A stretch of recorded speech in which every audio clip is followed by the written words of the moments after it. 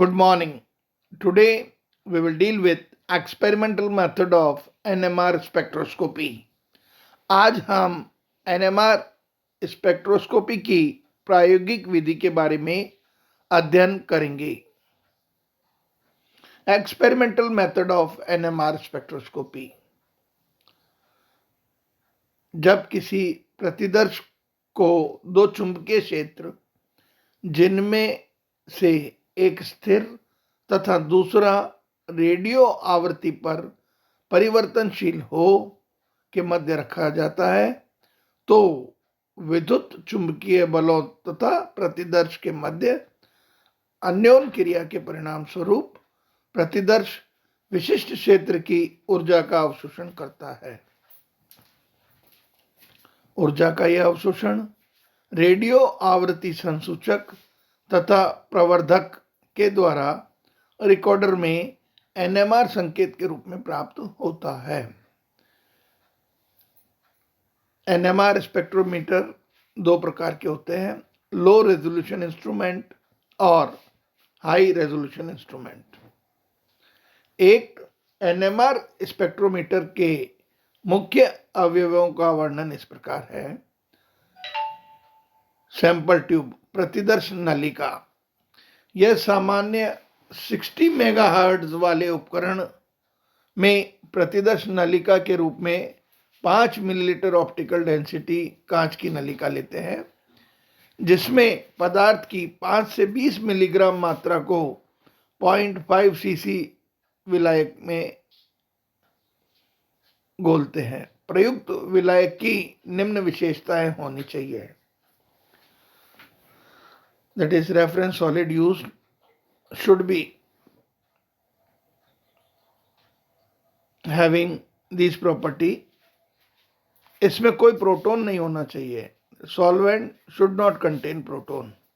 यह अक्रिय होना चाहिए. It should be chemically inert. यह अध्रुवीय होना चाहिए. It should be non-polar. इसका क्वथनांक कम होना चाहिए. Its boiling point should be less. अपेक्षाकृत सस्ता होना चाहिए. It should be readily cheaper. इस हेतु कार्बन टेट्राक्लोराइड उपयुक्त विलायक है. For this purpose CCl4 is unsuitable solvent. इसके अतिरिक्त अधिकांश विलायक के रूप में ड्यूटेरेटेड क्लोरोफॉर्म CdCl3 is used. यद्यपि इसमें क्लोरोफॉर्म की अशुद्धियां होती हैं, परंतु यह स्पेक्ट्रम प्राप्त करने में बहुत कम बाधा उत्पन्न करता है. कार्बन डाइसल्फाइड भी एक उपयुक्त विलायक है. Carbon disulphide is also an suitable solvent. Sample probe. प्रतिदर्श प्रोब में प्रतिदर्श नलिका एक निश्चित स्थान पर रहती है. इसमें प्रतिदर्श नलिका देशांतरीय अक्ष पर सैकड़ों चक्कर प्रति मिनट की दर से वायु चलित चक्र द्वारा घुमाई जाती है. मैग्नेट. इसका मुख्य कार्य चुंबकीय क्षेत्र उत्पन्न करना है. Its main function of the magnet is to produce magnetic field. ऐसा माना जाता है कि 30 सेंटीमीटर अथवा इससे अधिक लंबाई की चुंबक 14,000 गॉस का चुंबकीय क्षेत्र उत्पन्न करती है. यहाँ ध्यान रखने योग्य तथ्य यह है कि चुंबक द्वारा उत्पन्न चुंबकीय क्षेत्र समान होना चाहिए. That is, magnetic field should be homogeneous. साथ ही उच्च भेदन कार्य के लिए चुंबक कठोर होना चाहिए. For high resolution work the magnet should be स्ट्राइंजेंट.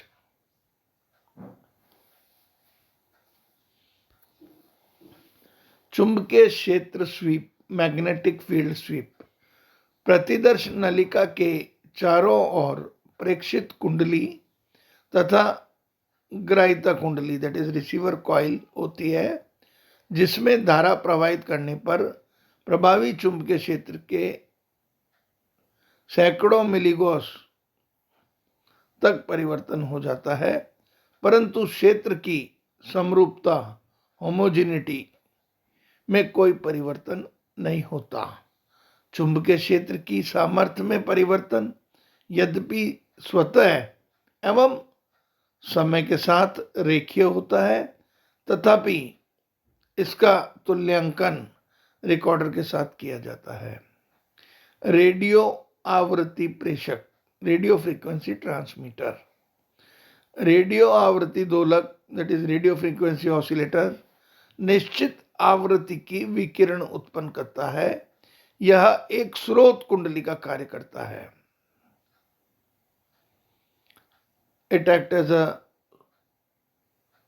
Source coil.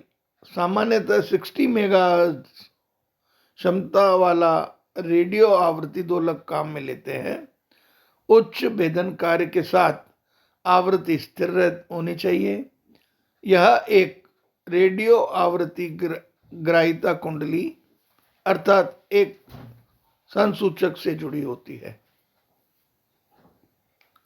Detector, radio आवृत्ति ग्राहिता कुंडली स्रोत कुंडली के लंबवत होती है तथा प्रतिदर्श नलिका के चारों ओर होती है। यह प्रतिदर्श नलिका में उपस्थित नाभिकों द्वारा उत्पन्न रेडियो आवृत्ति संकेतों को संसूचित करती है। यह प्रवर्धक तथा रिकॉर्डर द्वारा जुड़ी रहती है। रिकॉर्डर, संसूचक से रेडियो आवृत्ति संकेत प्रवर्धक में से होकर रिकॉर्डर तक पहुंचते हैं, जहां प्रयुक्त रेडियो आवृत्ति स्रोत की आवृत्ति तथा अवशोषण की तीव्रता के मध्य ग्राफ प्राप्त हो जाता है। रिकॉर्डर के रूप में कैथोड किरण दोलक recorder, that is cathode ray oscillograph recorder काम में लेते हैं।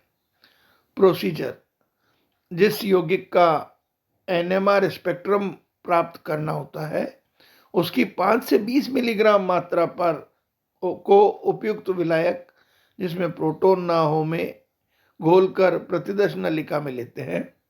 प्रतिदर्श नलिका को विद्युत चुंबक के ध्रुवों के मध्य रखते हैं। प्रतिदर्श नलिका के चारों ओर प्रेक्षित कुंडली ग्राहिता कुंडली होती है।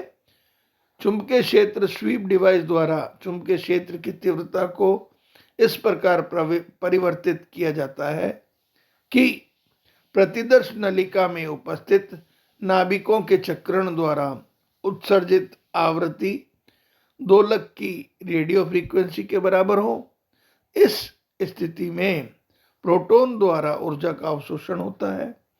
ग्राहिता कुंडली संकेतों को संसूचक तक पहुंचाती है तथा रिकॉर्डर में एनएमआर स्पेक्ट्रम प्राप्त हो जाता है। किसी यौगिक के अणु में जितने प्रकार के प्रोटॉन होंगे एनएमआर स्पेक्ट्रम में उतने ही प्रकार के संकेत प्राप्त होते हैं। That is the types of protons are there, we get that types of signals. NMR spectrum में प्राप्त संकेत की स्थिति विभिन्न प्रकार के प्रोटॉनों के इलेक्ट्रॉनीय वातावरण को प्रदर्शित करती है।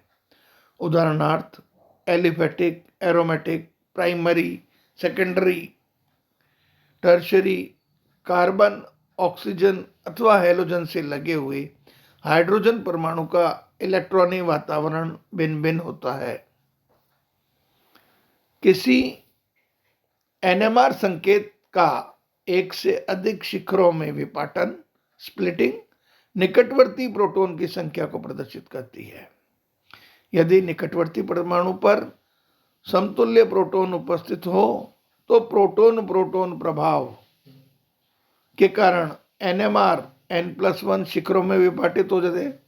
यदि निकटवर्ती परमाणु में असमतुल्य नॉन इक्विवेलेंट प्रोटॉन उपस्थित हो तो एनएमआर संकेत का विपाटन n+1 और m+1 शिखरों में हो जाता है, जहां n तथा m निकटवर्ती परमाणु पर प्रोटॉन के दो भिन्न भिन्न समुच्चय हैं। एनएमआर स्पेक्ट्रम में प्राप्त संकेत अणु में उपस्थित समतुल्य प्रोटॉन के विभिन्न समुच्चयों की व्याख्या करता है। क्योंकि समान इलेक्ट्रॉनिक वातावरण वाले प्रोटॉन समान चुंबकीय क्षेत्र को अवशोषित करते हैं, जबकि असमान वातावरण वाले प्रोटॉन भिन्न भिन्न चुंबकीय क्षेत्र सामर्थ्य को अवशोषित करते हैं। इसे निम्नलिखित उदाहरण द्वारा स्पष्ट रूप से समझाया जा सकता है। एथेन में 6 हाइड्रोजन परमाणु अथवा प्रोटॉन है, ये सभी एक समान है, अतः इसमें एक ही एनएमआर संकेत प्राप्त होंगे। इसी प्रकार benzene, cyclobutane, dimethyl ether, acetone में सभी प्रोटॉन समतुल्य होने के कारण केवल एक एनएमआर संकेत प्राप्त होता है। उपयुक्त सभी में एक अणु में उपस्थित हाइड्रोजन परमाणु के बंध कोण, बंध लंबाई समान है, अर्थात इसका वातावरण एक समान है। ऐसे हाइड्रोजन परमाणु को समतुल्य प्रोटॉन, इक्विवेलेंट प्रोटॉन कहते हैं।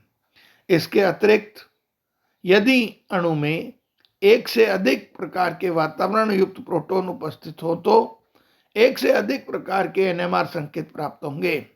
उदाहरणार्थ propane, ethyl chloride, isopropyl chloride, isobutane तथा पैराजाइलिन में 2 प्रकार के, normal propyl chloride, vinyl chloride, 2 bromopropane, ethyl alcohol आदि में 3 प्रकार के तथा मैथिल साइक्लोप्रोपेन में 4 प्रकार के प्रोटॉन उपस्थित होते हैं।